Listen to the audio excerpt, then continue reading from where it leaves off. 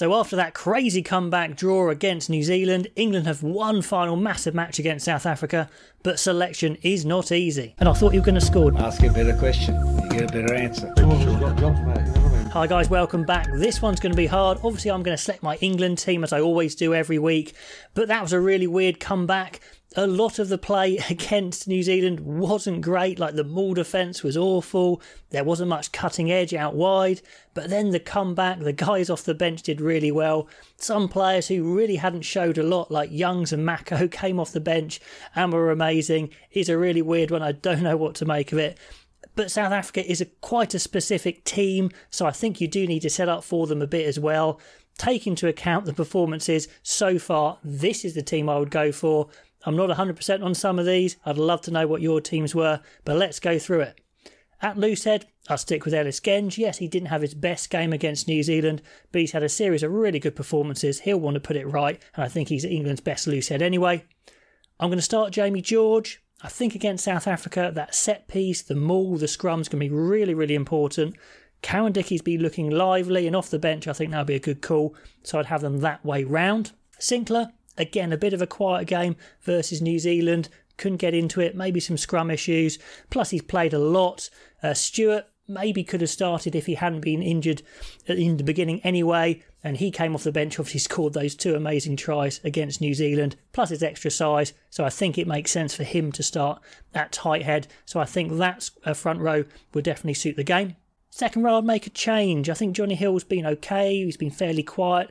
The find probably of the series for England actually is Dave Ribbans. Been really, really impressed with him. England needed another second row that looked international quality, and he looks it much more some of the other guys. They've tried some of the younger guys maybe at the moment.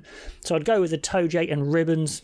Hill can be on the bench, so I think that's a pretty strong three. Now back row is tricky. Courtney Lawes would probably be a perfect player for this game, but obviously he's not available. Curry's been tackling like an absolute demon, so I think I'll put him at 6. Jack Willis, I think, is perfect for this game against South Africa. I think he's too good a player to keep leaving on the bench. Great in the contact, great in the ruck, hard as nails. So Curry and Willis. Curry can jump in the line out, and then number 8, Dombrandt, could jump in the line out as well. I know it's maybe not an ideal line out set up. And I know Dombrandt isn't in the squad at the moment, and some of you don't want me to pick players who aren't in the squad, but Eddie could call him up, he can call up whoever he wants, so I think it's perfectly feasible for Dombrandt to come in. Billy, yeah, he did some solid stuff, but it's just so slow, I cannot pick him. Compared to all the other number 8s we've been watching this weekend, I just can't pick Billy, so Dombrandt's in. I think he's absolutely England's best 8. I'm surprised he hasn't been called in already. Now, I can't believe I'm really writing this, but I think Ben Youngs is the best option at 9. Good off the bench against New Zealand, good kicking game, experienced, and then poor JVP, who I was desperate to have a good game against New Zealand, had a shocker, poor lad, but put him on the bench, let him come on, build some confidence back up. I don't think starting him again against South Africa is the best call, although I definitely don't want to discard him at all, because I think he's a really good player who will learn from it. Mitchell I really like, but he hasn't played yet, and for scrum half I think that's a bit of an issue, so I think Young starts and JVP coming on. In the centres, well, you know, I don't think Farrell really should be playing centre, especially against South Africa where you need that carrying. So I think you go Farrell at 10 for his physicality. He's kicking really well. Smith is the perfect sub to come on. We saw some good stuff from Smith actually against New Zealand, and as the game breaks up, I think it works quite well. At 12, it's a tricky one. Tuolangi hasn't quite fired. He's made some good carries. He looks enthusiastic. Let's try him at 12. Give him a go. In the future, we still need to look for more 12s. And Yanwu does look a prospect for Harlequins. Is it too late to get him in before the World Cup? I hope not. But some other players need to come in at 12. Tuolangi this time. 13th probably the easiest call. Slade's been looking sharp all through the series. He deserves a start in probably his best position at 13. So getting the gang back together of Farrell, Tuolangi and Slade, I think is the best way. On the wings, now, Noel worked hard but didn't really have any impact against New Zealand, as we kind of said we didn't think he would in the pre-show.